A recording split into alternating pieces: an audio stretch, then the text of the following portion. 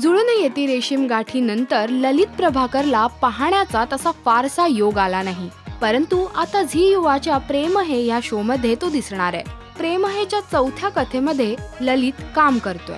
गुढीपाडव्याच्या निमित्ताने झी युवाची ही खास भेट येत्या सोमवारी 27 मार्च आणि मंगळवारी 28 मार्च रोजी रात्री 9 वाजता पाहायला मिळणार आहे, ज्यात ललित प्रभाकर आणि भाग्यश्री मोटे प्रमुख भूमिकेत असतील। एका श्रीमंत घरातला मुलगा ज्याचं त्याच्या बाबांशी तितकंसं चांगलं नाही, मुंबईत स्वतःचा बिझनेस सुरू करण्याच्या उद्देशाने तो आलाय आणि तिथे त्याची गाठ होते अमृताशी। ही मुलगी कुठे, कशी आणि केव्हा भेटते आणि त्यांची ही प्रेमकथा कशी सुरू होते हे सर्व काही या कथेमध्ये पाहायला मिळणार आहे। जुळून येती रेशीम गाठी या मालिकेमुळे ललितला तगडी फॅन फॉलोईंग मिळाली होती, परंतु त्यानंतर मात्र ललित तितकासा कुठेच दिसला नाही।